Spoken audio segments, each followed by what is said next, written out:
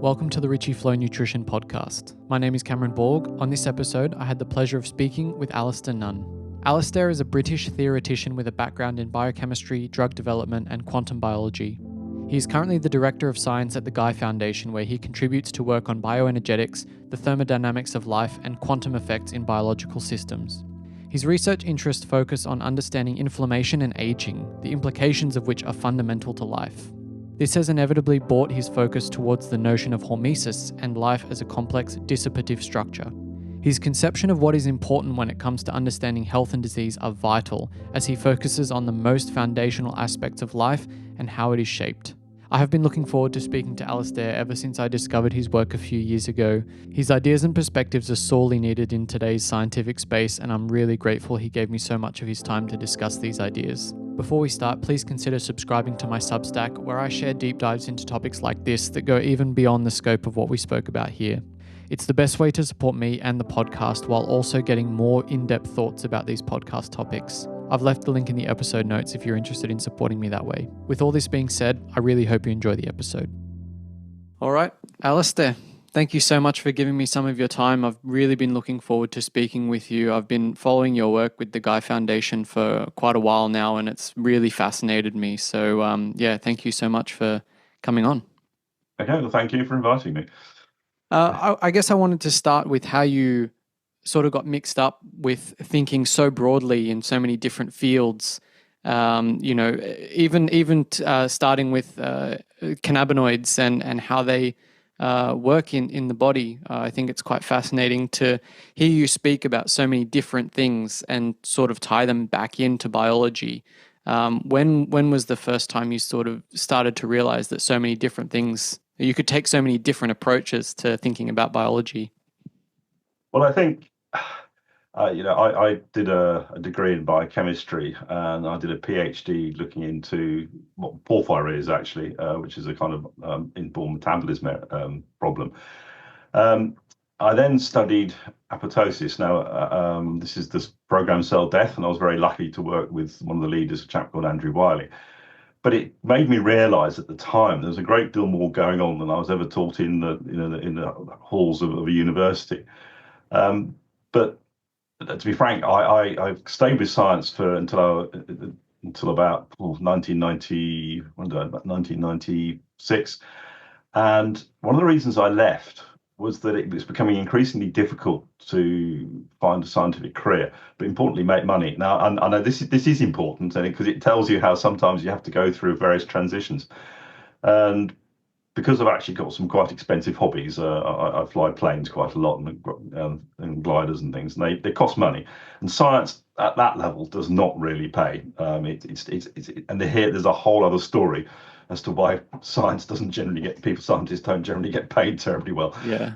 So I left and went into industry, and so I worked with a pharmaceutical company called Novartis, and again, it was a real eye-opener because I suddenly saw the other side to how things work. This was the commercial organization of how you use science to effectively make money and come up with a product that you can sell, and to put it simply like that. And it's very interesting because it's obviously a lot of how the world actually works in terms of making money.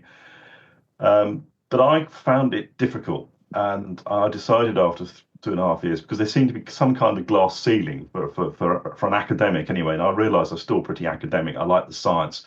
I wasn't really interested in doing the marketing or anything, which is a big limiting factor in a pharmaceutical company. Definitely.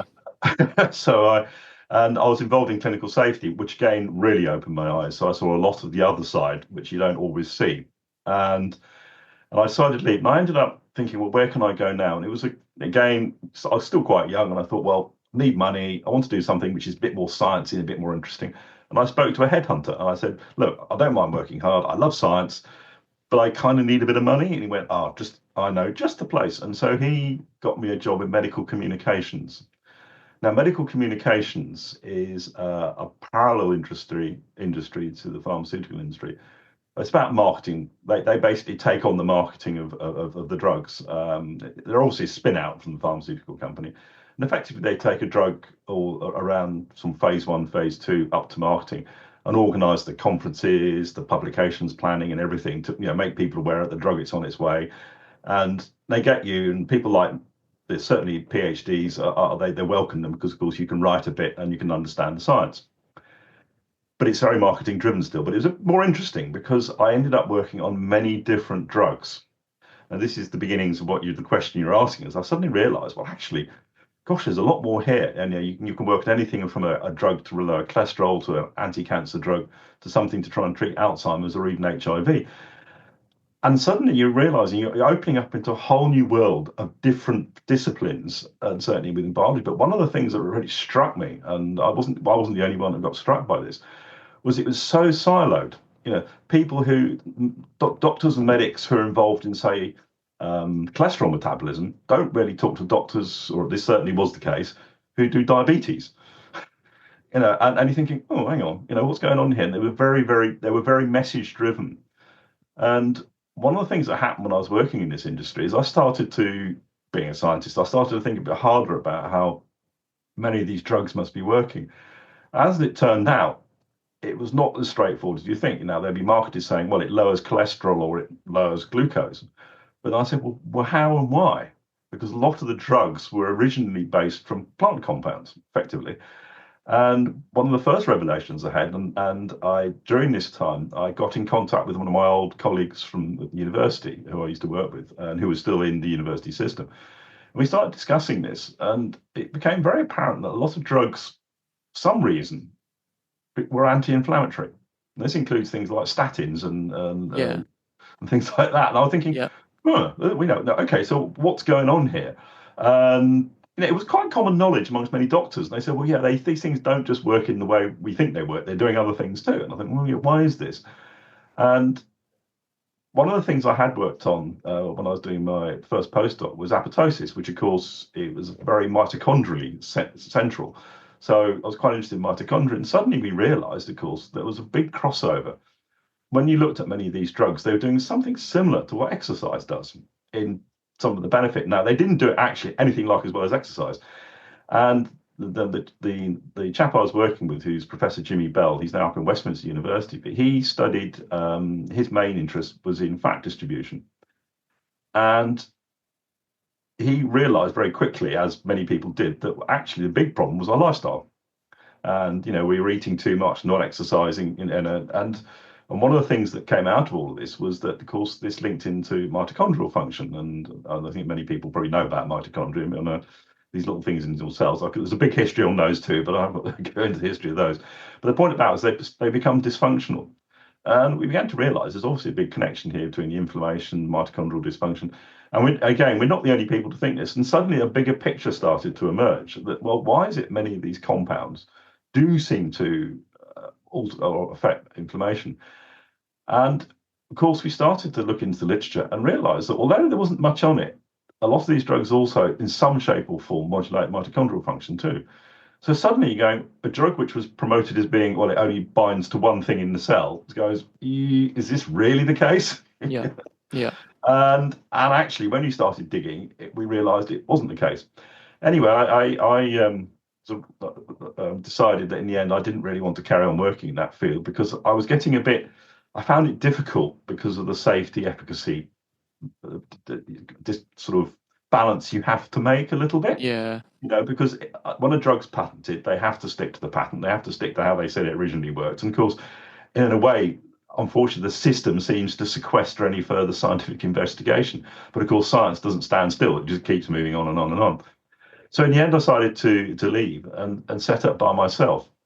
Armed with this knowledge, I thought, well, can I start to get a few clients and look into much more deeply the mode of action of some of these drugs, and so I think, well, maybe there are other benefits from these drugs, and also potentially more side effects when you start looking at this. But when I set the company up, I was also looking around for clients, and this is serendipity. This is just how science sometimes works. My brother, who's older than me, and I spoke to people in my family because some of them have been associated with medics and things. And I said, well, do you know anybody who might want a freelance consultant person working on a bit of science? And I thought, well, it's a bit of a long shot. And my brother actually then said, well, funny you should say that. One of my old college friends has done rather well for himself. And I thought, oh, okay, well, it could be interesting. And I said, who is this chap? And he said, Jeffrey Guy. And I kind of remembered him because he's obviously much older than, well, 7 years older than me, actually. It's not less now than it used to be. And so I gave him a call. Went and saw him. And as it turned out, he just set up GW Pharmaceuticals. And he'd been quite successful as an entrepreneur. He's trained as a physician. But he said, yes, I'll be interested in you working for me. And I said, I've got a fundamental question for you, Alistair. And his question was, what's the role of bioenergetics, metabolism, with cannabis? Because they were trying to work out how it worked.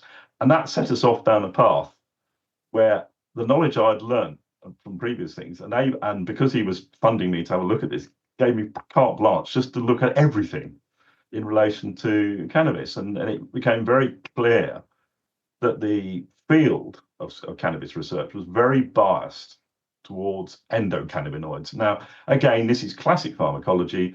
Someone discovered that one of the cannabinoids, tetrahydrocannabinol, bound to a receptor in the brain. And they thought, right, this explains absolutely everything.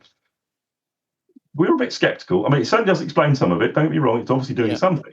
Yeah. But when I started digging into the literature, the very first thing I looked for was, well, is there any evidence these things binding to mitochondria? And the answer was yes. Right. And that's how we got into that. Now, during that time, we also started to ask the question, well, if they're not just binding to this receptor, and they're very old compounds, why is it that a compound from a plant seems to have some efficacy in an animal? It's a very straightforward question. Why would a plant grow a compound that helps a human or an animal or anything? And one of the things that we discovered when going through the literature, and the literature is huge, and there's often real buried treasure in there when you start to look for it, often in very, very obscure journals. And we discovered that there was this theory called xenohormesis, as by a guy called Lamming had come up with it. And basically, his suggestion was that plant stress compounds, now these are compounds which all plants contain, particularly when they're stressed, which is why they're called plant stress compounds, might somehow give a signal to an animal that, say, for instance, winter's coming on, and prepare it. And this was the concept of hormesis. And basically, what doesn't kill you makes you stronger. And the idea, this actually is not a new idea. As Paracelsus first mentioned it, the dose makes the poison. And we started looking into it. And lo and behold, there was a whole pile of literature talking about this. And we thought, this makes a lot of sense. Now, how they're doing it is the really interesting part, but it does seem to be real. And because we were also still talking to my mate Jimmy, who wasn't Imperial at the time, we said, well, can we start to think about this in terms of lifestyle? And we know a lot of people were saying, well, everybody needs to exercise. Universally accept that Romans knew it, the Greeks knew it. We knew we have to exercise, or at least do a lot of physical activity. And we said, well, wonder if one of the problems with being sedentary is just the lack of a hormetic stimulus, exercise. And that seems to be the case. So are these compounds working in a similar way? And this course led us down the whole pathway of, well, if cannabinoids are doing something in a human, could they be hormetic? And we presented this data years and years ago. I presented it at a meeting, and it went down like a lead balloon. Yeah. And anyway, we got a little abstract, but it was just not something. And I'm thinking, well, hang on, what's going on here? Why is this concept so difficult to take? And we discovered this chap called Ed Calabrese, who's been single-handedly almost trying to promote hormesis. And he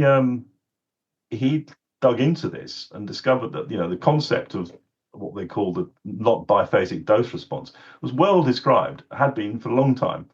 And people looked into in the 40s and 50s, and they discovered that small doses of poison on bacteria, for instance, rather than killing them, made them grow faster.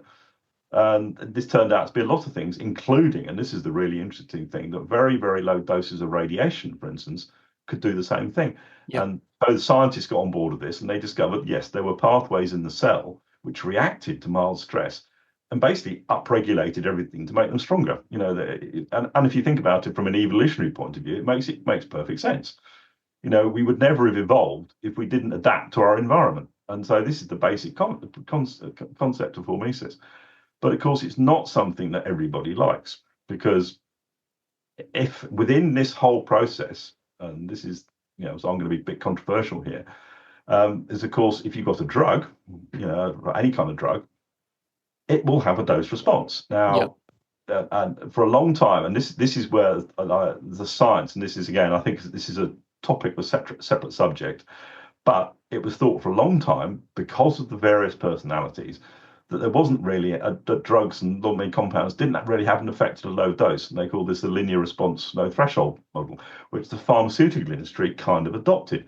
But of course, if you then say, oh well, everything's couldn't have to be hormetic, what it would imply is that every drug at some level I will have an opposite effect at a very low dose and be very seriously toxic at a high dose. Now, of course, we know that that's the case for a lot of drugs. Paracetamol is one of the prime examples. It's you would never get it marketed today because above a certain dose, it's extremely toxic because but it's not toxic in a way you would that is extremely as obvious.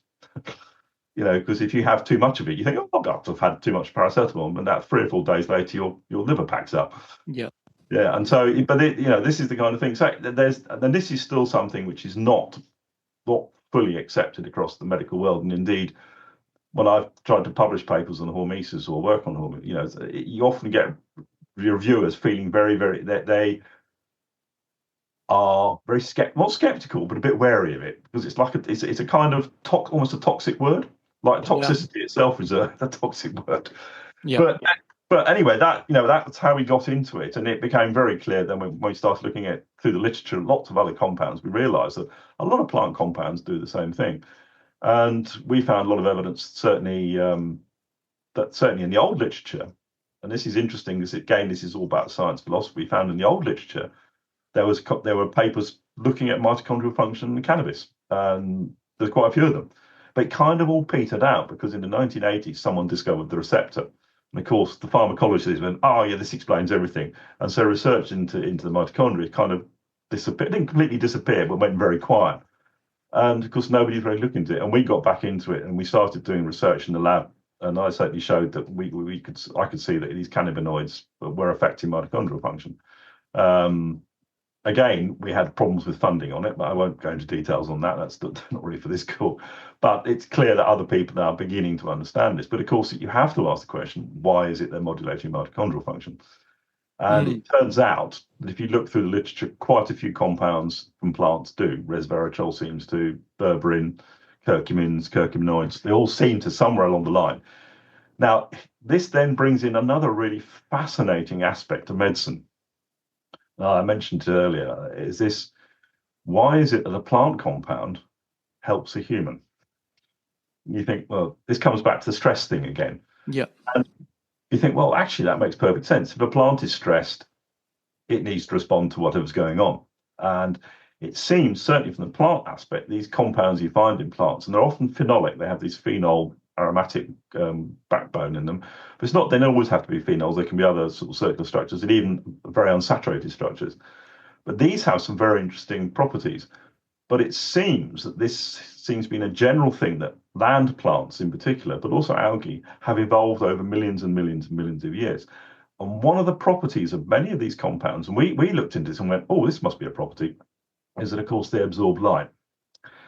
And some of the earliest theories on why plants contain these, what they call secondary metabolites, was that, of course, they act as sunscreens. Plants are involved in the sun all the time. Now, what the interesting thing about these compounds, and this I'm doing them generally now, this isn't just cannabis, this is, there are thousands and thousands of these compounds, but often they look similar. Like 3-methyl chicken wire, as we used to call it, but they all seem to have similar properties, or at least some of the similar properties.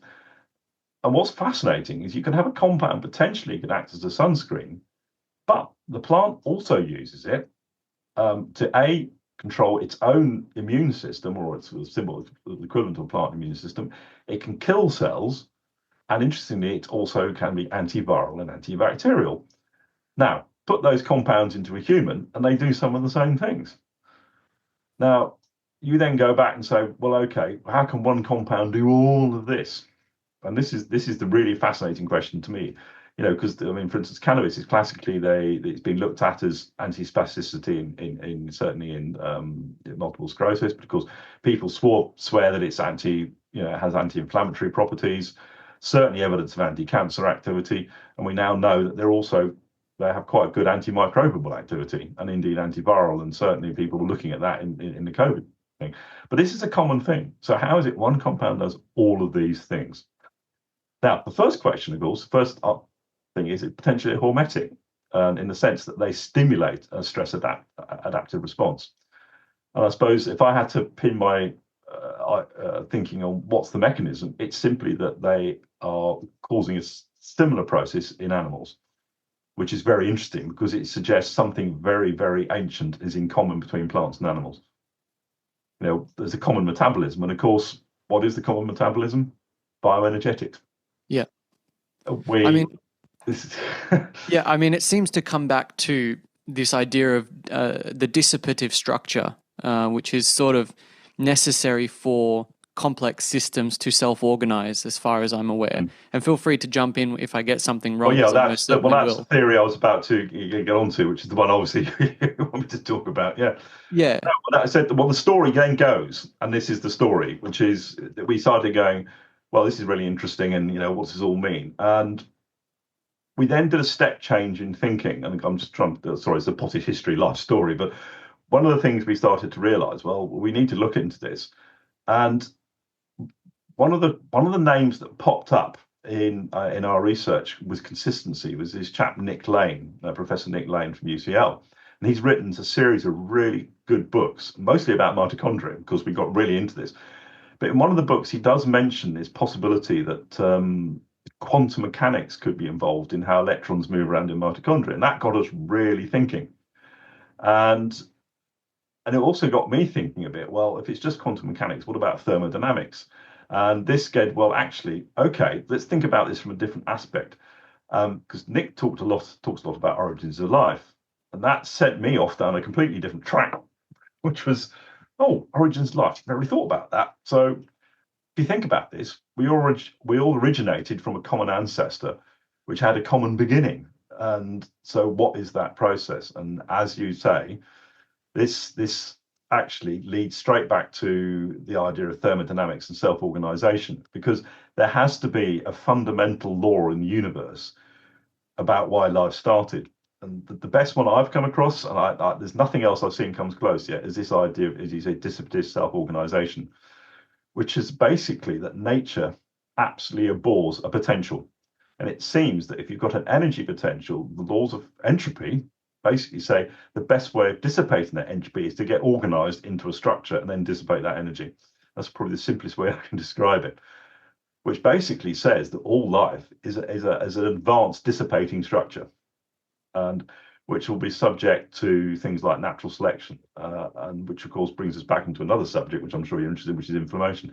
So that's how we got into that. And when we started looking into this, of course, we then, again, the literature is full of new old ideas. People were talking about this years and years and years ago, it just never really took off.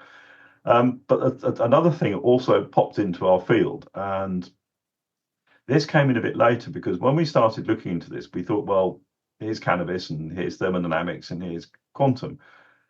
Then what happened, as people do, is that Jeffrey Guy sold his company. He wanted to retire, obviously made a bit of dosh along the way. And we were talking to each other, and he said, well, what are we going to do after? He wants to do something, because Jeffrey's very much the consummate scientist. He's fascinated by everything. And one of the things that we started to get really interested in was quantum mechanics. Now, therein hangs yet another story as to how that started. One of the angles was Nick Lane, but I was at the time working in the laboratory, and we were looking into how to study cannabis in live cells. One of the techniques we were using is this thing called two-photon microscopy. This enables you to study in great detail insides of cells. You can look at fluorescence, you can look at compounds which fluoresce, and we were looking at mitochondrial structure, actually, and what cannabis did to mitochondrial structure. And I had this idea, which we're going to repeat, about how we could actually see a cannabis, or at least cannabidiol, inside a cell. I won't go into the details because we're still trying to do it. But one of the things was we started to realize that the techniques we were using were effectively frying the cell. Now, we started to use UV light. And actually, one of the things that you can do with cells is this business is called autofluorescence. And this is where you shine a light of a certain frequency of light, in this case, a light of around 340 nanometers, which is what we call UVB B, BC. Not quite visible, it's a blue end. And there's a molecule in the cell called NADH. Now, anybody who's into biochemistry will know all about NADH. And it's one of these compounds that, oh, yeah, we know NADH, yeah, it's in biology. And again, it's one of these things where you go, okay, this is interesting. And we start to think, well, why is this light causing damage to cells? Now, it's well known that there's this thing called phototoxicity. But what's really interesting about NADH is that, of course, it's a key molecule in the movement of electrons through the cell. I mean, it's absolutely fundamental. It's an ancient molecule, very old. It's been around since whenever life has probably been around. Interesting enough, a lot of its precursors can be made abiotically, so acidoids and all sorts of things. I mean, it's absolutely fascinating when you start going down that road. But one of the things it does do is, apart from fluorescing, which enables us to look at mitochondria, because it fluoresces and you can actually image them, of course, it starts to emit electrons. And this got us thinking, so, well, hang on. Okay, so here we have a molecule in a cell, which is one of the most important redox, as they call them, molecules in the cell, which fluoresces, absorbs photons, and emits electrons. Does this mean anything? Is it just a spurious finding or not? Well, we don't think it is. We think it's very important because we now know that UV light has massive effects on mitochondrial function. We know we can tune mitochondria using this process. And so it goes from just being, oh, well, this is a simple biochemical problem that, oh, gosh, we can't do microscopy because we just fry the cells, to actually, why is this affecting the cell? And this got us back to the quantum thing, because, of course, you can look at it from a quantum structure because it carries electrons. It's got basically double bonds and rings and things in it. And this led us down the road to realization that life is actually full of what we call chromophoric molecules. These are molecules that absorb light. And then when you look into, and here's the obviousness of this thing. Biochemistry 101, when I was at university in the 1980s, we talked about the electron transport chain and the cytochromes. Now, stop and think about that for 5 seconds. What's a cytochrome? It's a compound in the cell that has color, i.e., the most fundamental process in all biology contains these molecules which absorb light. Yeah. Now, stop and think about that for a few minutes. You go, oh, is that just serendipity again, or is there something else going on? And so this led us down to thinking, well, actually, you then combine this with the ideas that people have been thinking about for a long time, that biology in particular could be using quantum mechanics in a way which perhaps is more than we thought. Now, this is the field of quantum biology, of course. And suddenly, here we have the most fundamental process in nature, or biology, where it transfers electrons, and in this particular case, it uses it to produce a proton gradient, is based on these molecules that absorb light and, interestingly enough, channel electrons, carry electrons. Then throw in the next thing we came across, of course, these electrons are spin. They have spin, so they're affected by magnetic fields. And this led us in another direction. And this direction was absolutely fascinating because, again, this is serendipity. Jeffrey and I went to a meeting in Seattle, 2015 it was. It was like a speed dating for scientists and very rich people. And it's run by Alan, the Allen Institute, as in Microsoft. And basically what happens is scientists pitch ideas to people with money about research. But one of the talks really, really resonated with us, and resonates probably a good word. And it was a talk by a chap called Mike Levine. You probably can remember Mike Levine. Most people have now. Yep. And his talk, I'm sure Mike won't mind me saying this, didn't go down particularly well. We were in this big auditorium and all these people in there, and he was talking about this idea of bioelectric fields. And Jeffrey and I looked at another and went, oh, this is interesting. I wonder what this means. Anyway, straight after, we went and found him in the bar and said, Mike, do tell us more. And we ended up working with Mike. But of course, he was making this point that maybe the information is held in bioelectric fields. And then you go back into science again, you go back into the literature, and then suddenly you look back and go back to the days of Volta, and Galvani. And of course, scientists back 200 years ago were saying, well, life is electrical. Okay, it was an argument of whether it was electrical or whether it should be a biologist or a physicist talking about it. And that, again, is another story in itself. But it made the point. And suddenly, oh, this is not new at all. This is not new at all. And then the next interesting link came because we were thinking about, well, if we've got these chromophoric molecules in cells, what does that mean? And then, of course, we came across this field of biophoton emission. And that cells, through biological chemiluminescence, effectively, seem to produce very low levels of photons, which is research we're looking into now. And we came across Pop, who was the guy involved. But one of the people we came across was, of course, Alexander Gerwich. And this is a chap who was doing research back in the turn of the century, so the 19th, 20th century, because at the time, one of the strongest theories on biological shape was electric fields. What determines shape, how you regenerate. Why is a foot, an iron, etc. Because don't forget, nobody knew anything about genes at this point, and it was basically what they call the mitogenetic field idea. And he was looking for this field. He's thinking, well, could it be electrical? And he did his famous onion experiment, which people may or may not have heard of.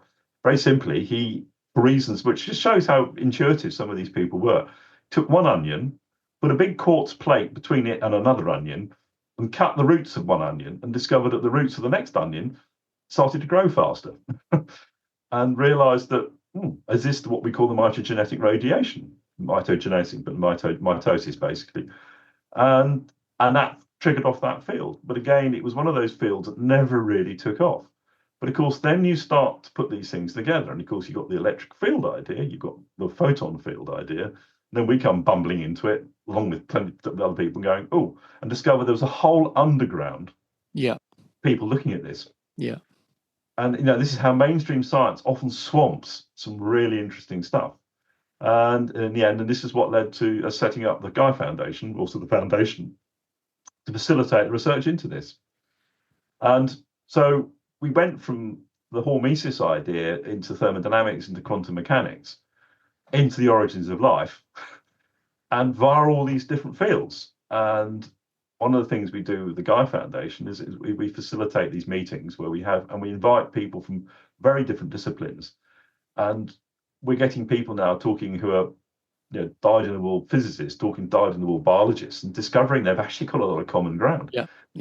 And this is back to this polymath approach. And it is making us realize that there's a whole other side to biology, which really does need to be explored. And of course, I think what you're interested in, of course, is, well, okay, yeah, this is great, but how does this relate to hormesis inflammation? But of course, absolutely it does. Because when you take on board the hormesis idea, and you think about this, is there an underlying principle here? And the answer is yes, there is. We think through thermodynamics. And indeed, people are now doing these studies, working out that if you think about hormesis, you can make the argument, well, actually, it's just a response, and it's an adaptive response, which probably does fall out of thermodynamics. But the interesting thing, it's through natural selection. And this is where we get the idea of inflammation. And I think this is what you'll probably... I mean, I've been thinking about inflammation as, it's often said as something that you want to avoid. You want to avoid inflammation, but the way that I see it is that inflammation is basically an effort by the body to seek novel states of quasi-stability. Because when you're inflamed, it's basically the body dissipating in order to find new ways of being ordered in a complex way to be adaptive. And that sort of ties back to this natural selection thing. It's always looking to be the most adaptive at any point in time, because the environmental stimulus that you're exposed to changes from moment to moment. So you never get this stability. It's always this quasi-stability. So from that point of view, I mean, how do you look at things that sort of curtail inflammation? I know, things like you mentioned, paracetamol and ibuprofen, things that people take quite regularly that are specifically preventing the body from expressing the inflammation that might be repairing or basically curating the body to become adapted again. What kind of impact could this have if you're basically disturbing the natural tendency of the body to be inflamed in order to resolve the issue? Yeah, I think the way to look at this is this. I mean, this is one of the papers we published, which, but this idea that exactly as you say, that inflammation. One way of describing it is the body's way of just looking through phase space to find a solution. Exactly. And so it's the flip side of hormesis. Now, what is hormesis at the extreme level? Well, it ends up being inflammation. Now, you see, of course, this is where conventional phraseology and the way people talk about it kind of muddies the waters.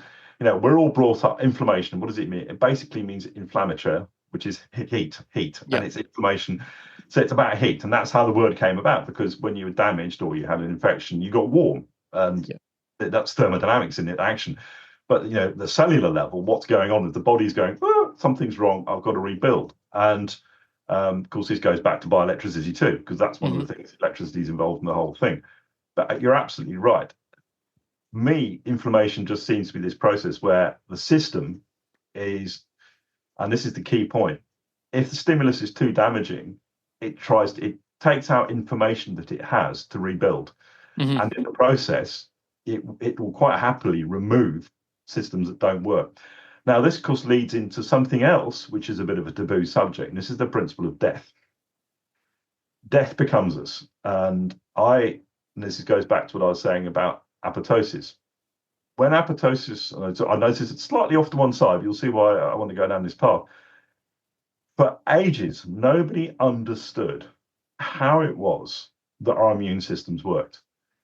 And what it boils down to is, in the end, it's natural selection, because the system, for instance, if you're exposed to an antigen or something, it goes through an enormous set of cells until one that fits.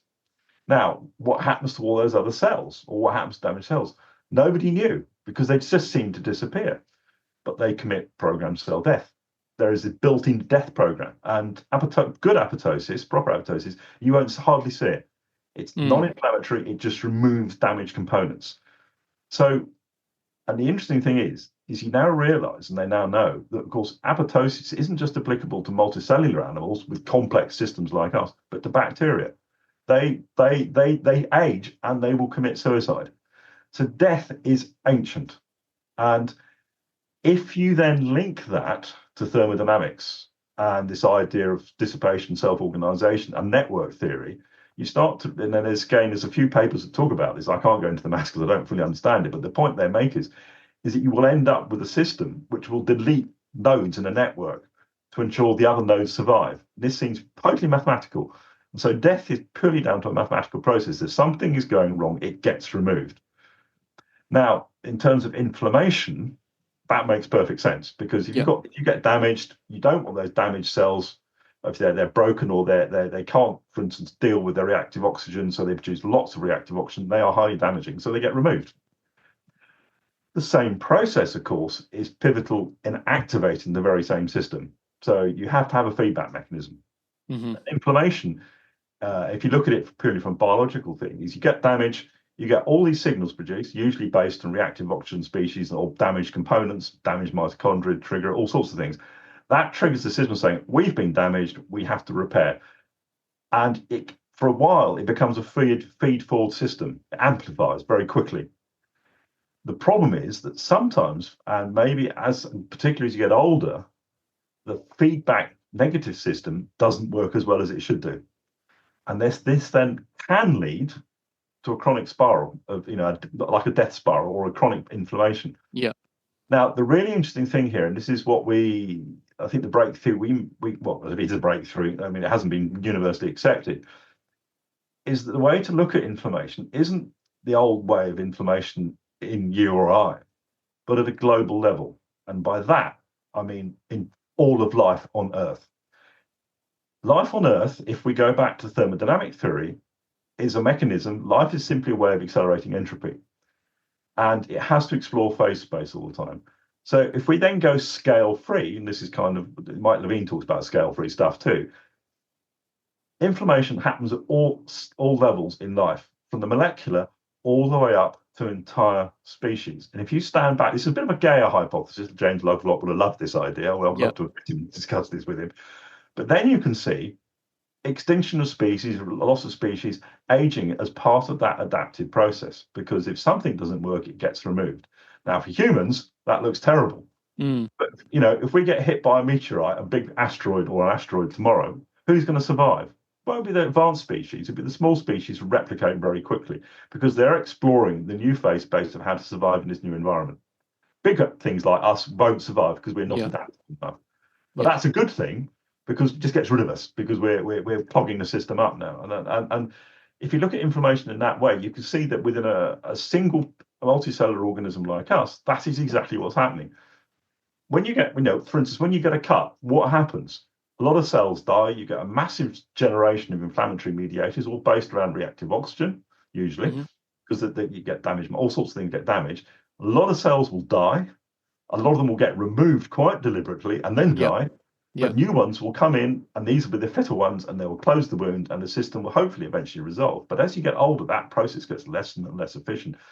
And what seems to be happening is we're losing fidelity and memory of how to do that. And eventually it gets to a point where we can't do it at all and we die. And this raises some very interesting questions about what aging, whether or not, for instance, there's a lot of people in the world think that we can extend absolute lifespan of humans. And this is one of the big unknown questions at the moment is how do we control aging? Not within our lifetime, but within, evidence is that no human is likely to live much beyond 120. And very few get past 110, actually. There's just too much. The numbers are too big to say that anything else is going on. Loads of animals, most species do the same thing. So what is that limit and why does it happen in us? It's probably through evolution. We know that species, Greenland sharks, things do live longer, but an awful lot don't. And some those that seem to be immortal actually change all the time. Planaria, classic, the little worm, the little flatworms. They're almost immortal, but are they immortal in the sense that the individual survives? Maybe they do. But the interesting thing is, and you've talked to Mike Levine, this is because they have a field memory, which can, you can chop the head off or the tail off, they'll grow a new head and tail, and seem to have the same information. So it's not genetic. No, it's not genetic at all. And I think, I think what's interesting is you brought up this idea of the fidelity of the signal, and as structure breaks down, function breaks down, and vice versa. And we talk about this sort of organizing principle when you have fields, because there's still this big question of morphogenesis. You can't really explain it with genes, and of course the way that we're taught at university is that genes sort of explain everything, whereas genes code for proteins, and if you say morphology is based on the genes, it's like saying what a house looks like just by knowing what the bricks are. Absolutely. It's kind of ridiculous, but it's a very good analogy. Yeah, and I think this you're absolutely right, and I think this is because this goes back to the origins idea. I published a paper a while back where we said, well, if it is electric fields, then those fields must have been important in the origins of life. And Mike, I think Mike is on board with this. I think I've discussed this with Nick Lane, but I think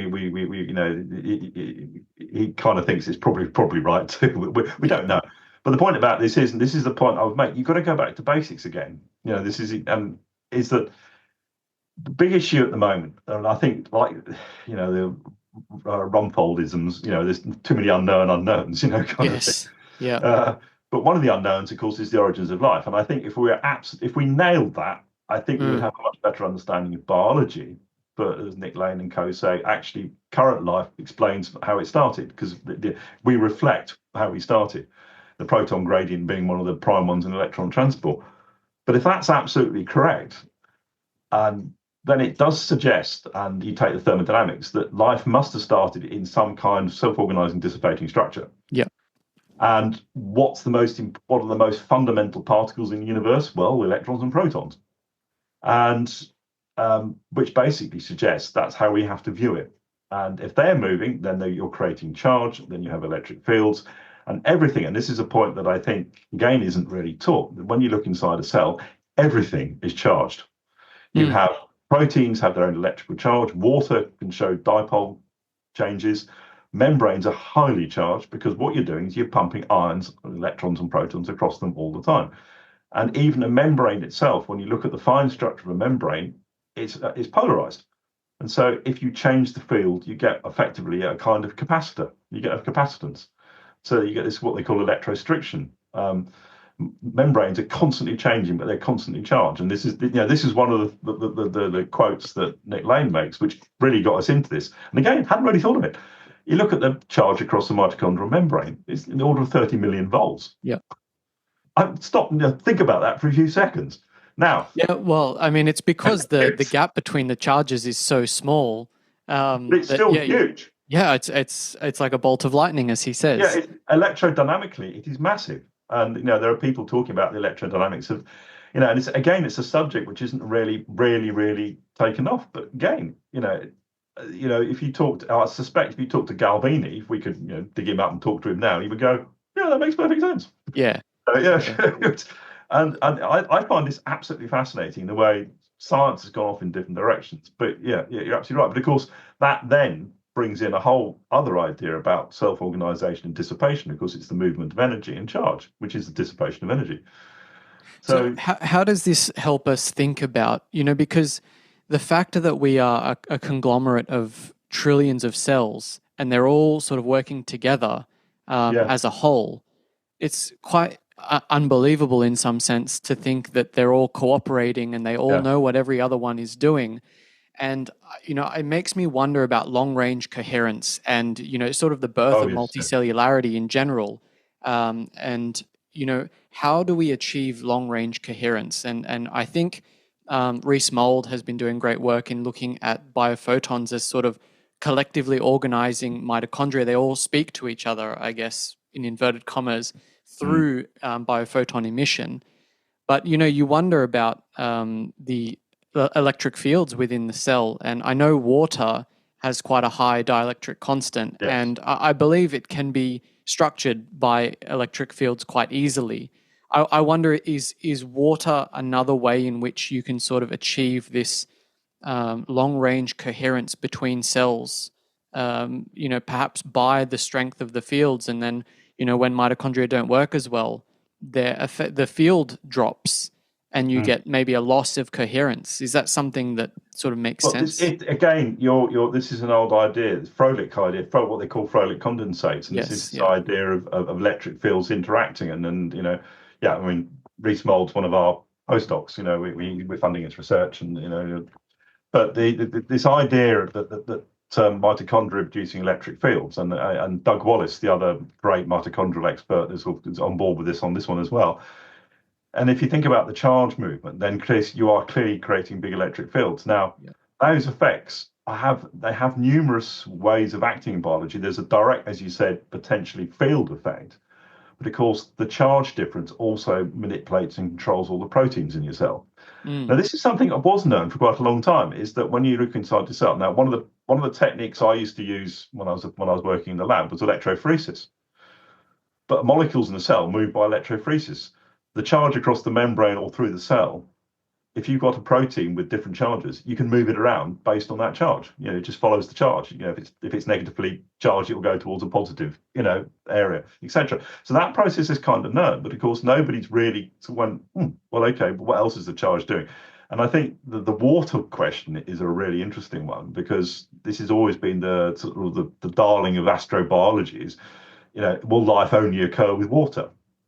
And I think the recent, they've got stuff from the Bennu asteroid, and they've now found that not only there are aromatic compounds on it and amino acids, and they go, this has got. I hope it is real and they haven't contaminated, but I think it's all real. They've also shown evidence of saline and water on it, and the thing. And so, of course, and certainly everybody, and I think this is probably the case, that water probably is important, because water is, we're actually holding, the Gaia Foundation, we're actually holding a series of water later in the spring. It's proving quite tricky to get organised, actually. You're surprised. But it is absolutely fascinating, because water has some really interesting physics about it. The dipole being one of them. And, they talk about things called Debye screening and things like this. But of course, its structure changes very quickly when you put ions in it. Yeah. Of course, water in biology is full of ions. And so it has some absolutely fascinating properties. And one of the ones, as you suggest, is this idea that within two or three radiuses of a water molecule, you can actually get ordered water.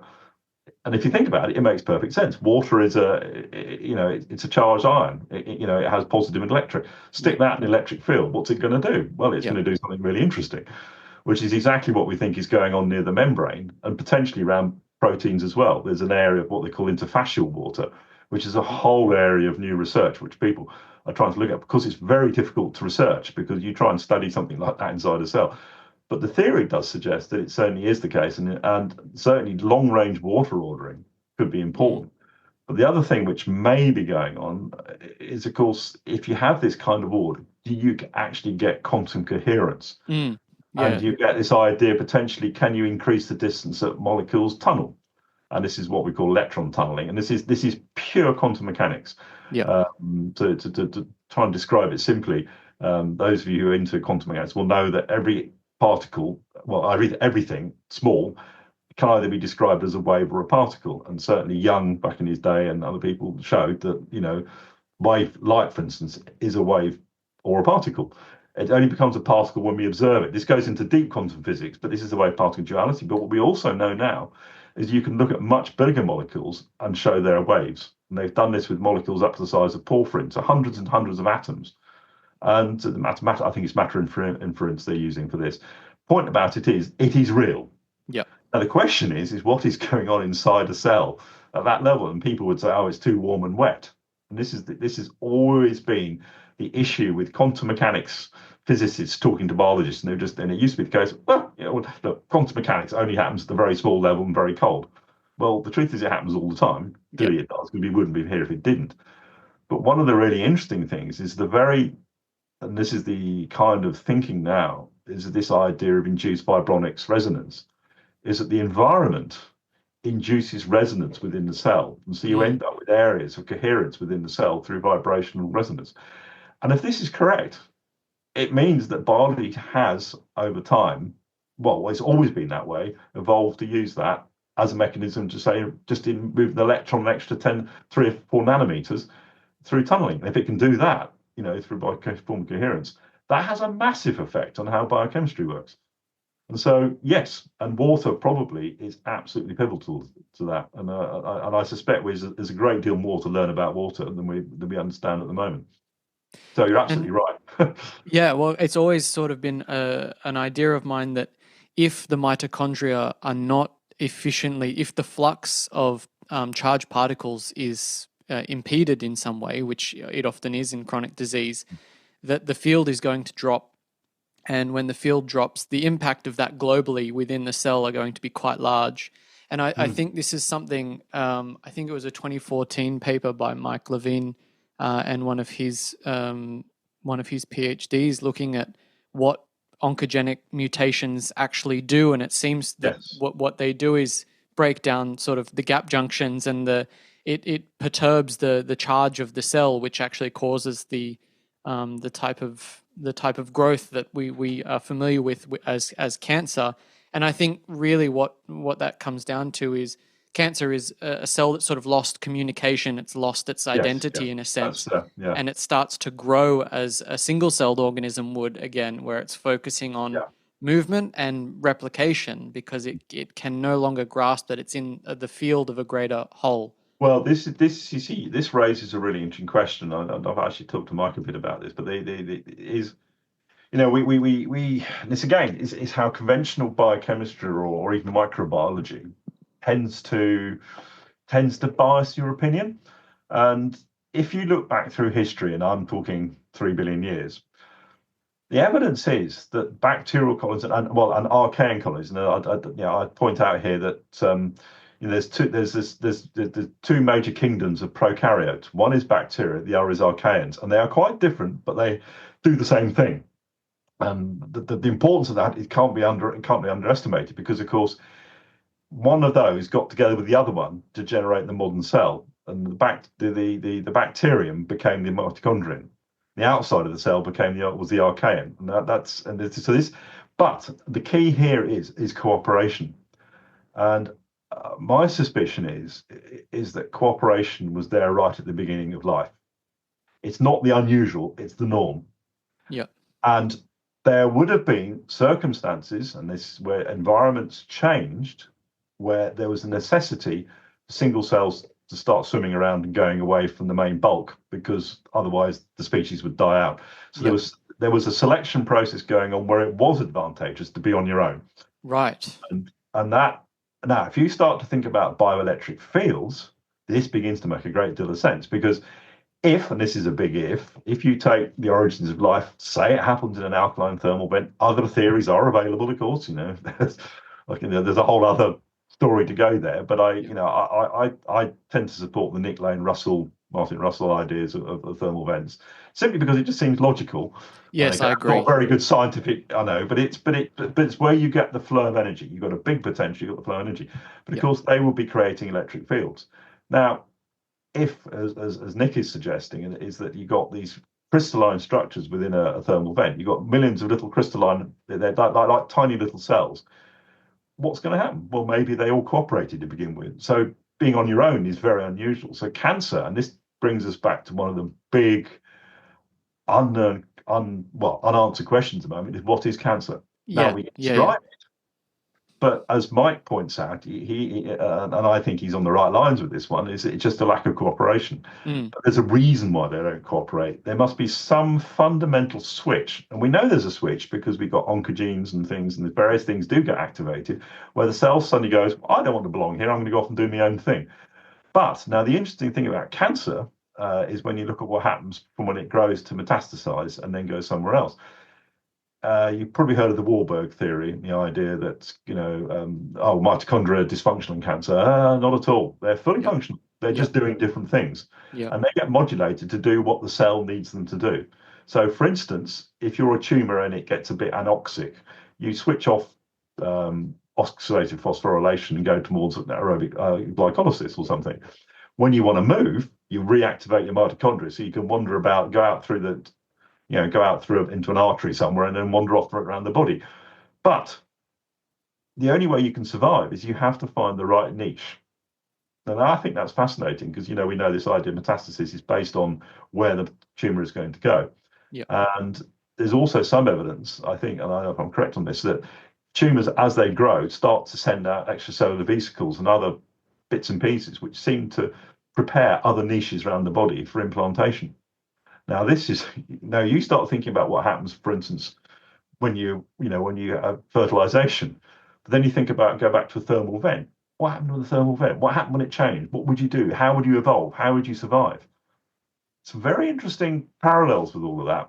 And then you throw in the electric field idea too. And so, and I think this is the next big change in biology, because back to the meeting I mentioned in Seattle where we met Mike Levine. There was a group there. They wanted to sequence the entire world genome, every single organism. And Jeffrey and I sat there and went, yeah, right. And Paul Allen, we're actually sitting next to Paul Allen at this point. He's still alive then. And I thought, well, this is a lot of money for what we're going to learn. Yeah, exactly. I thought we would have learned from the first time. Yeah. And genetics is really important, don't get me wrong, but it's only part of the puzzle. Exactly. You're absolutely right. What do genes do? Well, they just memorize how to make a brick. Yeah. And that's what biology is, because if you then go back through time, and this is why understanding the origins of life is so important. As you probably know, there's a big discussion over was it genes first or metabolism first? And my suspicion is it's metabolism. I may be shot down in flames for saying that, but I think again that genes came along probably quite quickly, but a bit later. And there is some evidence of how that might have happened. But the RNA genetics first one I find it more difficult. Doesn't mean it's not important, but the sequence of things happening.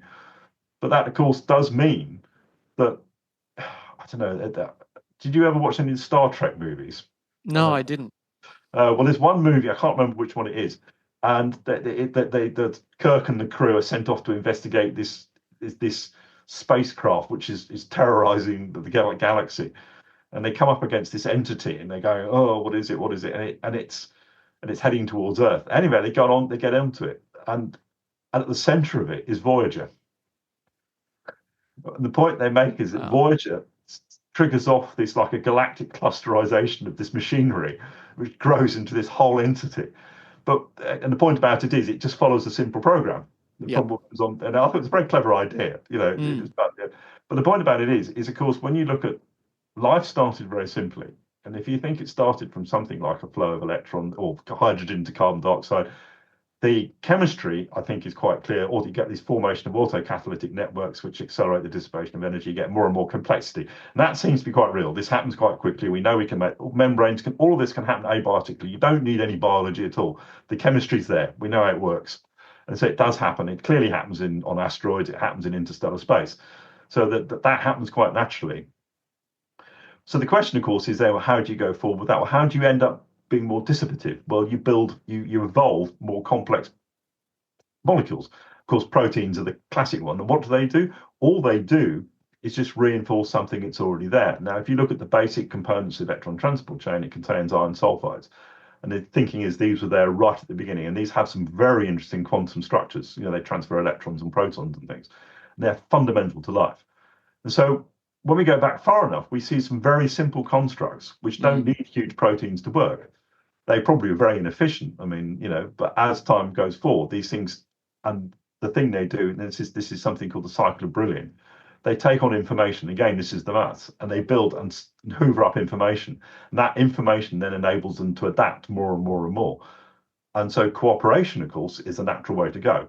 And this is what the point is. One cell's quite smart, 10 are smarter. 2 trillion are really smart. And that's the point that Mike Levine makes, is that intelligence again is this very loaded term, but it's adaptability. It's about taking information and using that information, if you have a boundary, to adapt to what changes. It's how this goes back to Shannon theory and all sorts of things. Again, the maths behind it is solid. There's some good solid maths there. And so you can see how even a single organism would then, its preference would be to work and cooperate because it would survive longer. And because it survives longer, it gets bigger, it burns through more energy, and it can replicate, producing more successful copies of itself, which burns through more energy. And it's been said that, for instance, plants are just a natural way of dissipating solar potential. But they are. That's all they do. They take solar energy, a bit of carbon dioxide and water, and turn it into more plant, which is a way of dissipating energy. Matter is a way of dissipating energy. We then come along, animals come along, eat it, and dissipate it even further. Something that's been interesting to me that I think about when you mention plant hormetic compounds again is that there's sort of this gradient that we experience on Earth where more plant hormetic compounds are generally available closer to the equator. I mean, once you get beyond 60 degrees from the equator, plants don't really grow, at least for a large portion of the year. They still have these compounds, but I think it's a difficult one to dissect that, because the closer to the equator, the more energy you've got, the more competition you've got. If you're a single plant living on the side of a Himalayan mountainside, the only competition you've got is from another plant or a goat. Living in the Amazon jungle, it's very different. I guess the idea that I've been thinking about is that we experience all of these different gradients of the environmental signals that we receive, and this comes from everything from the weak magnetic fields from the Earth shift from the equator to the poles. Availability of nutrients, even these plant hormetic compounds, has a gradient generally from the equator to the poles. Even things like the relative abundance of hydrogen isotopes, the closer to the poles, the less deuterium you get, for example. And it seems to me as though all of these things sort of yoke together and sort of basically provide a coherent picture of information to an organism and let it know how to respond, how to be best adaptive in that situation. And it makes me wonder what the ramifications of something like, eating imported foods from, that have compounds that can't grow in the environmental givens that you might be living in, potentially causing a bit of disruption to the information that your body is getting. Is this something that you had considered, the fact that all of these gradients might be working together? Yeah, no, that's a very good question. I mean, it's that's where your where you've evolved comes from, or where you've lived comes from. Yeah. But, I mean, I'll just throw in here that one of the questions you're raising here is about one of the questions you asked about at the beginning is how do plant compounds work? Well, we suggested that one of the things they actually do is modulate dissipation. Yeah. Is if we look at sorry, just to go back to it, but I think it's relevant to the question you're asking, because of course, if you're stressed, what do you need to do? Well, you need to explore phase space, but you also need to survive. You've got to maintain dissipation, because dissipation is how you maintain your structure. If you don't dissipate, you don't have structure. Yeah. It falls to pieces, because there's no reason for it to be there. Life would not have evolved in a warm little pond suggested by Darwin, because there was no stress. There was no energy. Yeah. Yeah. You needed something pretty violent, lightning or a hot thermal vent or something to get it going. And the same process is there now. And so my suspicion is, and we published on this, is that the plant compounds are stress compounds, and they tune the system to maintain dissipation under extremes. So one of the things that we know is important, it's been suggested for a long time, that the best time, for instance, to eat grapes, which contain resveratrol, which has been the darling of the research, the longevity brigade for a long time, is actually during the autumn when they get cold, because that's when the plants produce most resveratrol. Now, your point is an interesting one, is if you're a human your ancestors come from the Arctic shelf, and you eat food from somebody who's been living in the equator for the last 20,000 years, is that going to have a negative or a positive effect? And that's a really good question. There's one I haven't thought of. My suspicion is probably not, because one of the things we think, if just this is out there, if the reason that we rely to a degree on polyphenols or phenolic compounds from plants is the same reason that we rely on exercise, is that the system requires a degree of stress to function, to explore that better phase space, then actually it may be beneficial, because and this goes back to our other favorite subject at the moment. You're probably aware we're looking into space at the moment, space health. And one of the things that's been suggested is, well, plants go into space and they get stressed in space. Now, we've suggested, and others have suggested, that one of the things you need to do is actually you need to eat stress fruit. And the best way of eating the stress fruit is to have the fruit, if you're living in a stressful environment, is have the same food you eat in that same environment. Yeah. The problem we got with modern production is that we've biased it towards improving biomass, which means taking away all the stressors. The way you get a big fat tomato is to take away all pathogens, all the stressors, give it plenty of water, and it doesn't contain as many polyphenols because it's not been stressed. So the argument is actually, eating wild foods, which have been exposed to natural stressors most of the time, is probably better for you in terms of what they contain, because the stress signal they give you is stronger. And so astronauts should be eating food which has been stressed on the space station. It's one of the. What's interesting to me is that when you are in an environment where these type of foods don't grow, is that you're exposed to much colder temperatures, which my understanding is that promotes uncoupling, which is another way of dissipating. It's sort of achieving perhaps the same thing.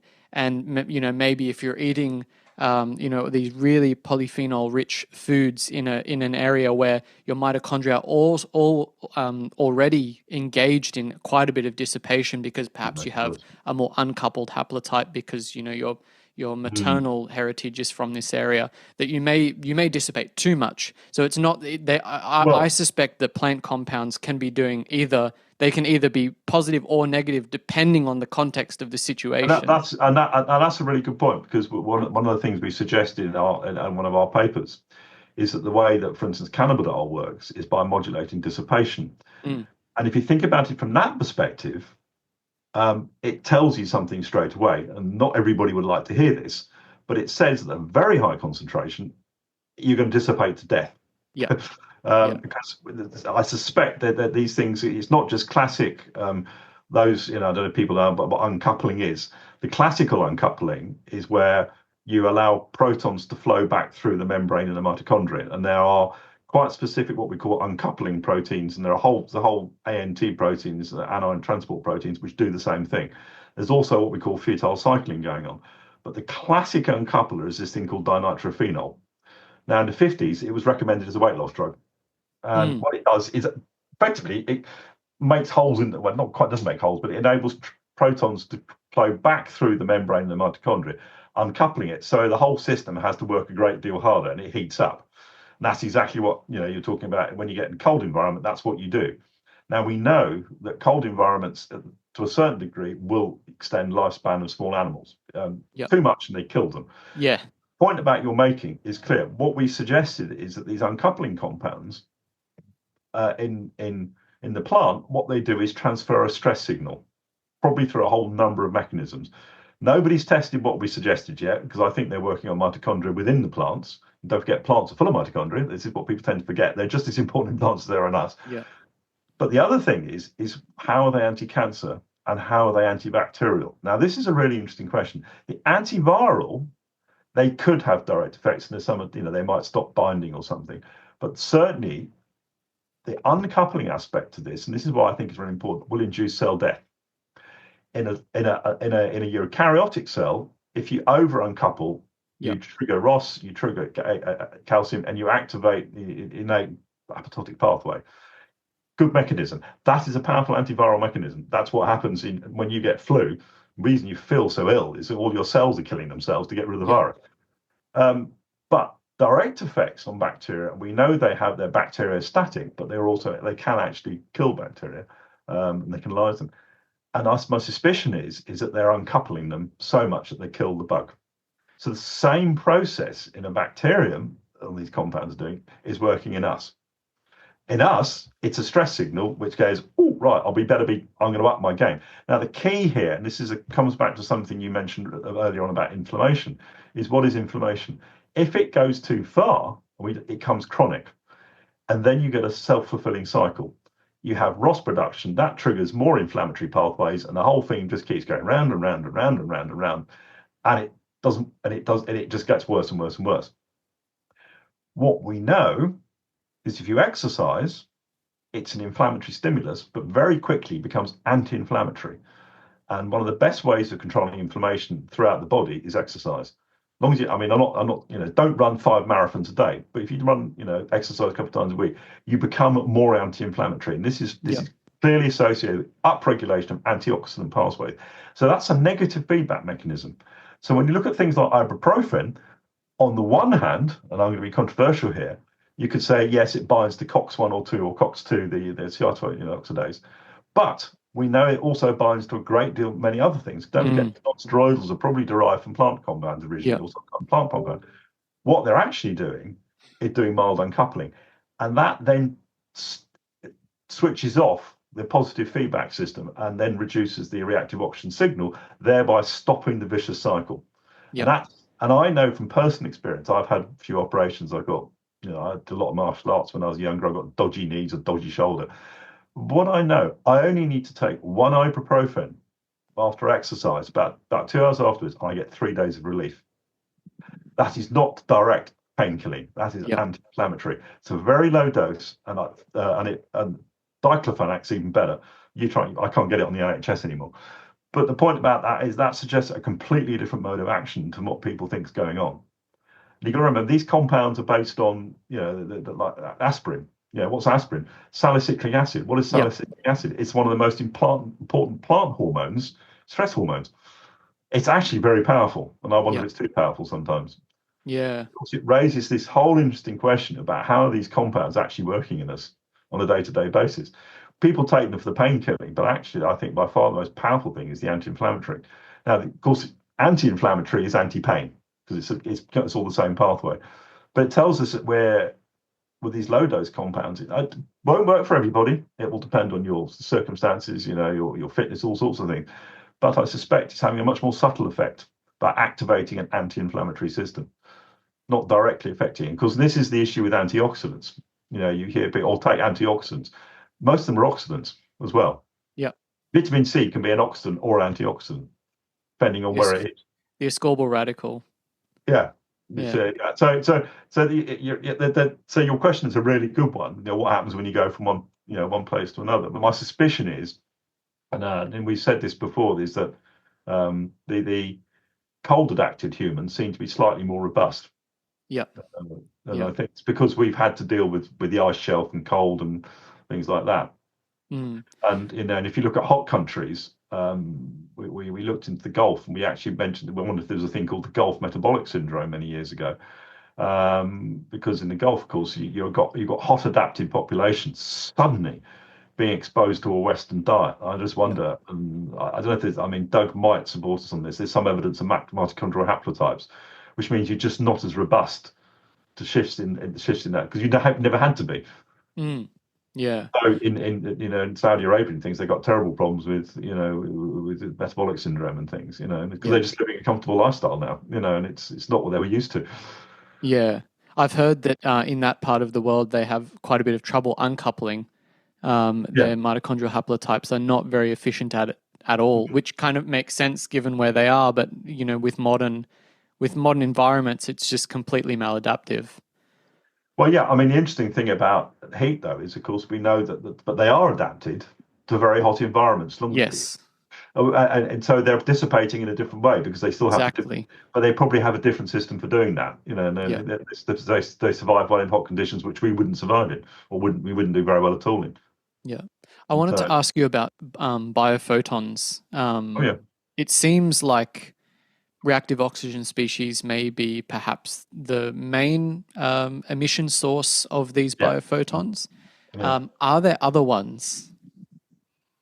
This is- good question. I was actually Mikkel Sifra gave a talk yesterday, which he was talking about this yesterday.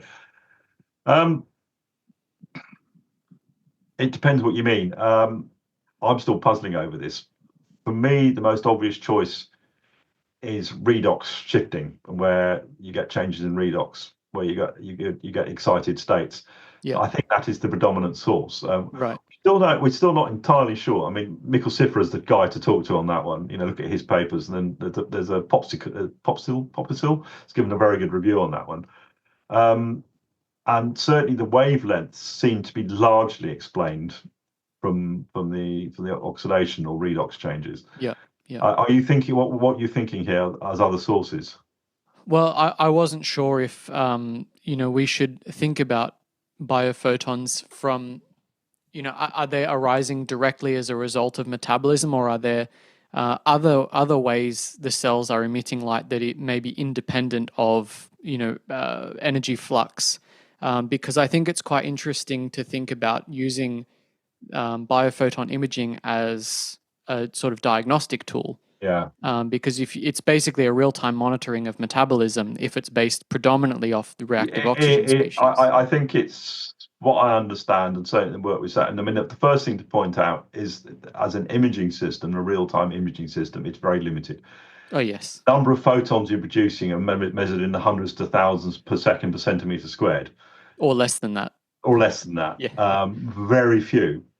This is where theory comes in. If life is all about movement of electrons, and it's not a perfect system. Well, actually, it may be a perfect system because yes, you get. I mean, this is the problem with reactive oxygen species. Everybody goes, oh, they're highly dangerous, free radicals. Or no, they are part of the homeostatic system. Yeah. Produce them, and when they're produced, they feed back. It's a feedback. Without them, the system wouldn't function. It wouldn't work at all. So you have to have them. So mitochondria. This amazes people. Mitochondria can actually hoover up hydrogen peroxide. They're incredibly good sinks of free radicals.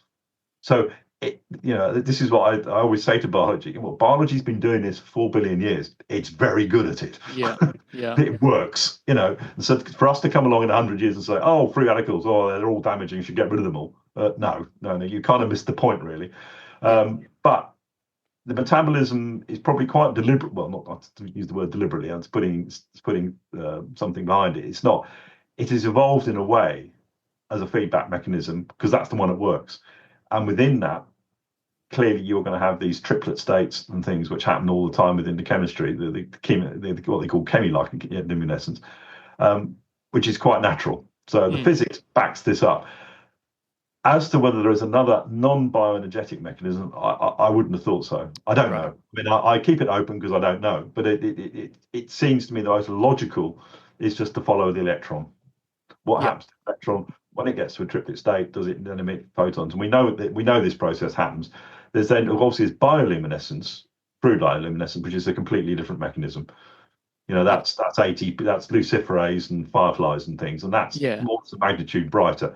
But that's using ATP. So it's, but I think what you're suggesting, I think, is true. I think there is a potential diagnostic system here. And what we know is that as you get older, you tend to, if I mean, classic example of this is which Michael Sifler's done, but and there's quite a few papers on this. If you image somebody's hand, you need to do it for about half an hour. You can pick out the image, you get an image of the hand. It's produced by their own photons. If you put on hydrogen peroxide, you get a lot more photons coming out. But it seems as you get older, the hands get brighter. Now, this I think is a really interesting system. I think, if I'm right on this, suggesting that as you get older, you're under more oxidative stress. The definition of oxidative stress, of course, is that the system isn't quite managing its oxidation process quite as efficiently. Yep. To me, this is the biggest indicator of the aging process because, of course, as you get older, you get brighter and brighter, which indicates the system is slowly decaying. It's like your electrical circuit in the house slowly developing more and more leaks and earths, as it gets older, because it just slowly degrades. Well, I wanted to ask you, this is actually how I found you. I started to think about biophotons as a potential way that the body was dissipating energy because, photons are, they're quantized, so you can dissipate an exact amount depending on the wavelength that you dissipate. And I thought that seems like quite an interesting, really fine-tuned system to dissipate the perfect amount of energy that you might need to dissipate. And I actually was Googling these terms, and that's how I found your paper initially a couple of years ago. And I was wondering, does that seem logical to you that biophotons are part of this dissipative system? Well, I think back to what I was saying before. Any dissipative system is going to have an inherently built-in feedback mechanism. And the question we've asked is, of course, so the cell produces biophotons. Yeah, so what?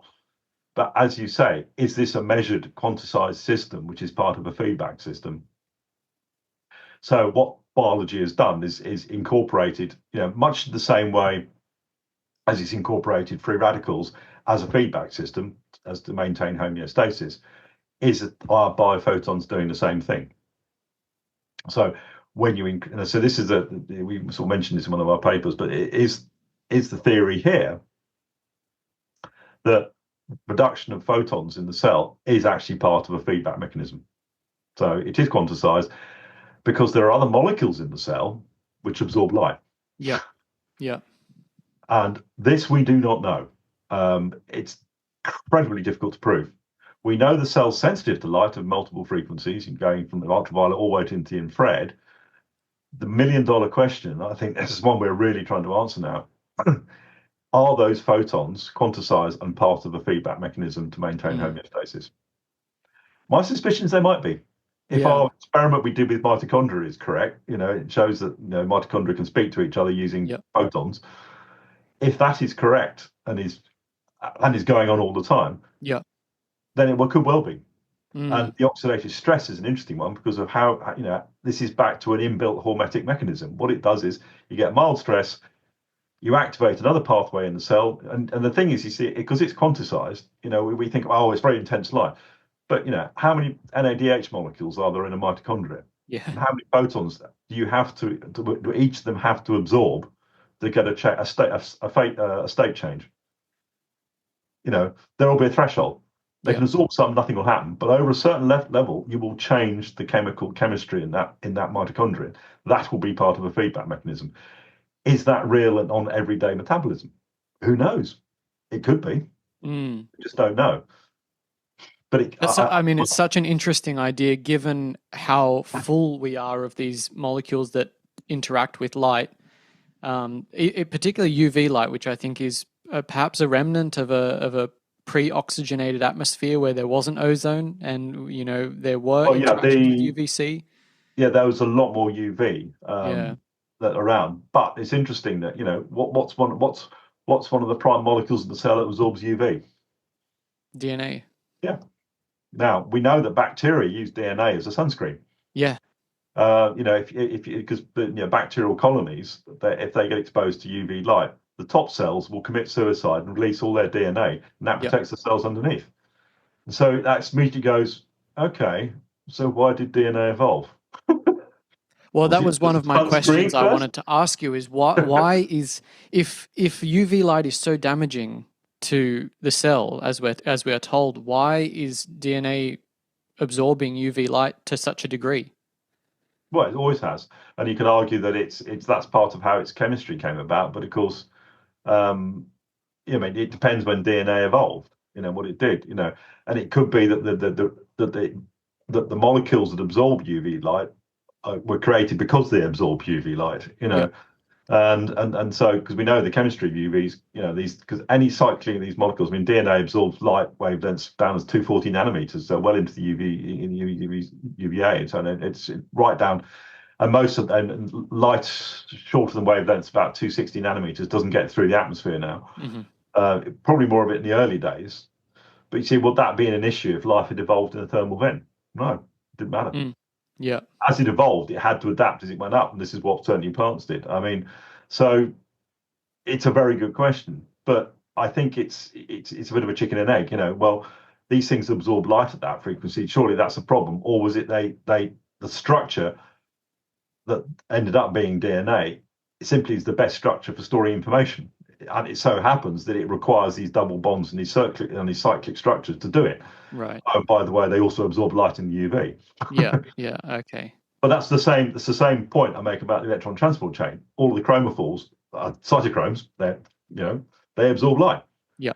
Now, did that play a role in how the electron transport chain evolved itself? It was the light energy that enabled it to evolve and organize in certain structure. You see, it's quite often a chicken and egg here. Yeah. I know you've had John Joe McFadden speak with the Guy Foundation, and I found his book talking about sort of quantum evolution quite interesting. He references particularly two papers, one by John Cairns and one by Barry Hall, where they seem to insinuate that cells are capable of sort of selecting mutations that would be beneficial to them in a specific environment beyond random chance. It seems like they're almost able to retroactively through time sort of select mutations. Well, this goes back to the rather interesting. Yeah, I mean, it's an interesting theory. I mean, yeah, I don't know if it's been repeated, but yeah, the one in 1988 by John Cairns with yeast, it was able to mutate to generate lactase. Yes, much more above what would be expected by random mutation, almost as if it got to choose what mutations it got to get. Well, this is a fundamental property of quantum theory, isn't it? I mean, it's how can we put it? So there's one idea that if you look at the proteins, anything with more than 3 or 4 amino acids in it, I mean, what's a peptide, but you hundreds of, they have to fold into the right shape. And when you stop and think about that for 5 seconds, you bloody hell, how the hell does it do it? Well, it's on this idea that these proteins that there is this idea that they were selected for because there was only one state that worked. And this is idea that this is where quantum computers come in, because you can explore when you have qubits, you explore multiple eigenstates or infinite number of eigenstates, and only the one that works appears. This is kind of really messes with your mind kind of thing, and I guess the John Joe's idea is this may be going on, and the answer is I don't know, but it doesn't seem entirely implausible, because this goes back to the roots of hormesis, and the idea, because one of the things when they were looking at radiation, there was a theory at the time that mutation and evolution happened because it was radiation which was inducing mutation. Of course, we now know that life naturally mutates because that enables it to adapt. There's built-in error in the system which enables it to mutate. Now, is that process far more subtle and a bit more quantum than we realize? It looks for those states, and if you think about it from the quantum perspective, of course, it explores all those states, and the only state that is the one that survives, which is the one that dissipates. That's the way of looking at it. And it's interesting. I'm afraid I can't really go into too much detail on this because I simply don't understand it. But of course, if you remember, thermodynamics came out of understanding how steam engines worked. But then people then started to get the black UV catastrophe and everything, and they were that's where quantum mechanics came from the thermodynamics, and now it's going full circle. people are now using quantum mechanics to explore thermodynamics. Mm. And it's all this random movement of energy, but is it as random as we think it is? It's absolutely fascinating. And so there's a whole field of science there which is very maths driven, which I think may in the end answer the question that you just posed about the idea of quantum selection. But the point about it is that biology seems to have found the sweet spot where there's just the right amount of mutation to survive in the conditions that it evolved in. Yeah. So which way around was it? Mm. Because this then has very big implications, and of course I'm interested in this, of course, in astrobiology, because there's some people thinking that there's no life elsewhere or it's everywhere, and I suspect if what we're finding here in our little solar system, I suspect it's everywhere. We might not recognize it, but I think it's everywhere. Whether it gets advanced or not is a different matter. But I think if dissipation is a natural state, what we would call biological dissipation is a natural state of the universe to accelerate the heat death of the universe, then yes, it's going to be everywhere. Mm-hmm. I mean, that's a big picture thinking, but and then does the quantum world come into this to enable the selection of those particular systems that survive and work to enable dissipation? So it gets to a very deep level in quantum mechanics and theory, random theory, etc. It blows your mind when you start thinking about it. Yeah, I mean, it's quite difficult to conceptualize this, but another thing is sort of proving that these quantum events are happening. I know there's, quite good theory behind the idea that complex one is an electron tunneler. Basically, you have all these reaction cores that, you look at them and they're like almost the perfect length away from one another to be tunneling electrons. Mm-hmm. But how do you even go about proving that? That electron tunneling is happening in complex one? Well, there's a group that thinks they've shown it. I can't exactly remember how they did it. They think they have shown tunneling. I can't remember the chap I met in Rawson, I think is the group up in Nottingham. Yeah, did it.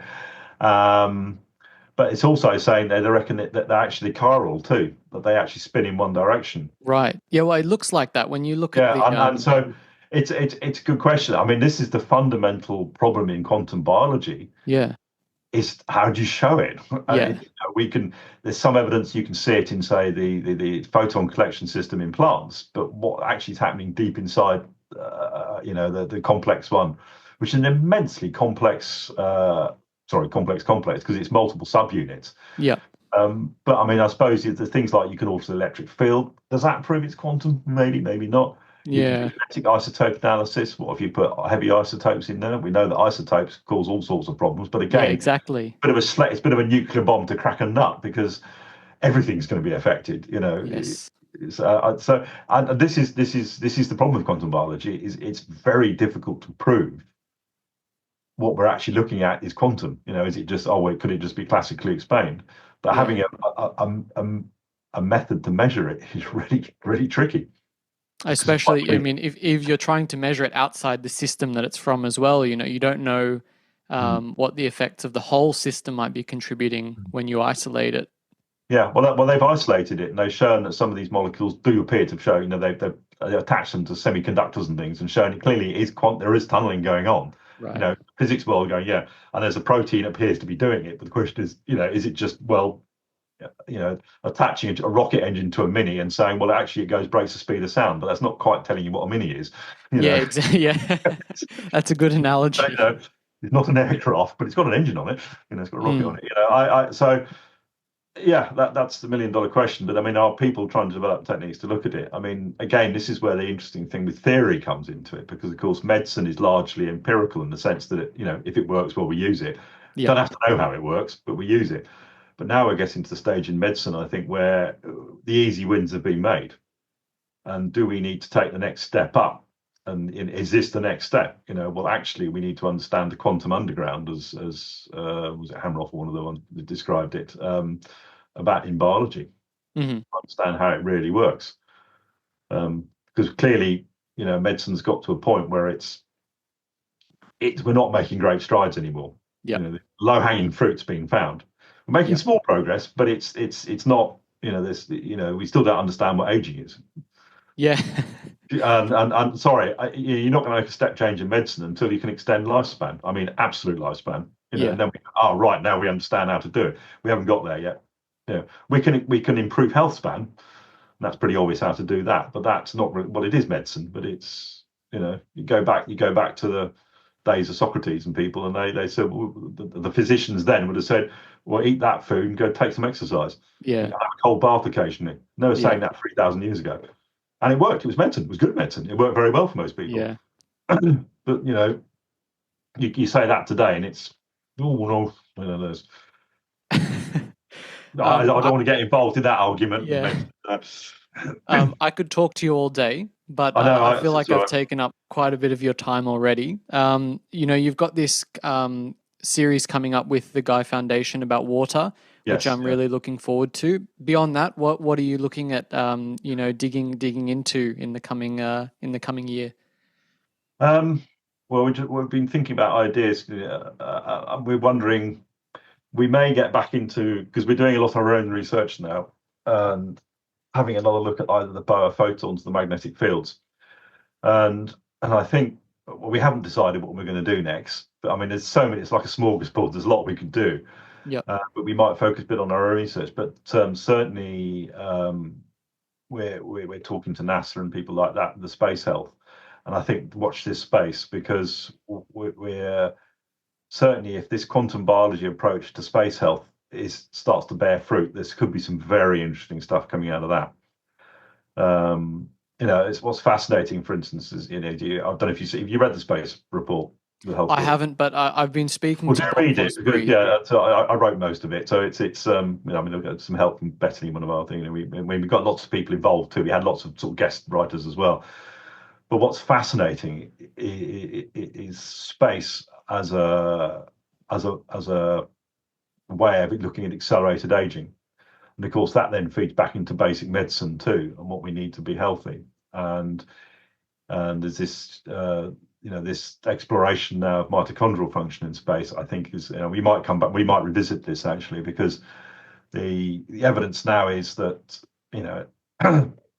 it seems that astronauts are getting quite ill. Well, they're not terrible, but you've got to remember that most of the astronauts who go up, or cosmonauts or technonauts, I think they're called, are very, very fit and young. Most of them very fit. They're very way above average. So what happens when you send up Joe Average, who lives off pizzas and doesn't take any exercise, and they what's going to happen to them? But the evidence is that even these fit astronauts are developing mitochondrial dysfunction quite quickly. I mean, within a couple of days, if it's true. So quite clearly, that environment is causing all sorts of problems. And the big question is whether it's to do with the lack of gravity, whether it's to do with cosmic radiation or whatever. I mean, all of these things have an impact. And what's rather fascinating is what's the priority for space research? And the point we make in this this document is that, and we're not the alone in making this. There's another document which people from NASA published too, making the same point. Really, is actually, are we ready to go to Mars yet? And actually, there's some very deep questions there, because if we're anywhere right on this, humans or complex animals, and probably complex plants as well, are going to have real problems with zero gravity, too much radiation, a lack of a magnetic field when you go beyond the moon, on the wrong light spectrum. And some of this could be explainable through quantum mechanics. And if this is true, then we've got to rethink a bit how we build spacecraft. So, and we're exploring this at the moment, and it's a fascinating example of I'll leave you with this kind of thinking. We came at this in the past from obesity, this idea of mitochondrial dysfunction and a poor lifestyle, but it could be that space is even worse than a poor lifestyle, and it suggests that if the fact that the data is correct, when we haven't got a great deal of data, because don't forget, most people have only been up there's a few been up for several months, but only a few, 3 or 4 weeks, and even those are within the magnetic field of the Earth. Once we go beyond that, out into the interplanetary space, not only you got zero or very low magnetic fields, you're exposed to massive amounts of cosmic radiation, and this is a big issue. Plus, you've got no gravity. What is this telling us about fundamental biology? when you take it well outside of what we call its adaptive flight envelope. Aircraft have flight envelope. We have flight envelopes. You can't fly, you can't swim, you can't live underwater. There's certain things you can and cannot do. You can adapt, unlike aircraft mostly, but only so far. Yeah. The suspicion is that once you take our life outside into space, it's so far out of what it's used to that it can't compensate until you end up. And we know that you're getting inflammation and all sorts of things. So we're quite interested in this, and what is the mitigation strategies for this? I was talking to somebody who's involved in designs of centrifuges. Every single science fiction film you see, they got a rotating spacecraft. Why haven't we built one yet? It's not technology, money. Interesting. This is the point we kind of make. We're talking to people is when you look at the cost of obesity, for instance, it's predicted in America alone by 2030 to be over $1.2 trillion a year. What's the global budget for space research? 150 billion or less. NASA's only 25 billion. What do they spend on health? 200 million or less. Yeah. Now we're not really doing this properly yet. If we want to discover what's going on in space, and in particular aging, we need to spend a great deal more money doing it, and we're just not doing it. Science is suffering quite badly at the moment, especially basic research, and I wonder about what are the priorities of humans at the moment. Is it making money, or is it actually understanding our own biology? Well, I think that's why I'm so glad to see what's happening with the Guy Foundation now, because it seems like you're actually doing research that matters, and that's actually helping us move forward in our understanding of what life is and how that relates to health. Yeah, well, so yes. So, yeah, I can't give you a concrete answer, but it'll probably involve space. It'll probably involve magnetic fields. It'll probably involve light and anything else we can throw at it, in gravity at some point. Doing experiments in space, I think, is a logical step. That's so interesting. Yeah.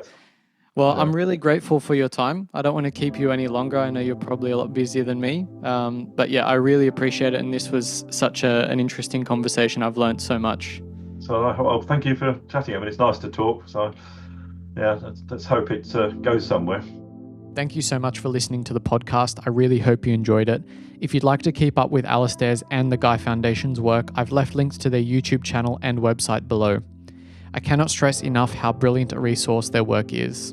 I've also left all of my links in the episode notes, so please feel free to subscribe and engage, as there will be much more content like this to come. Again, if you'd like to support my work, please consider subscribing to my Substack. This is where I share most of my thoughts and insights that go well beyond the scope of the podcast. This support really helps me keep all of this going. So thanks again for listening, everyone. Take care.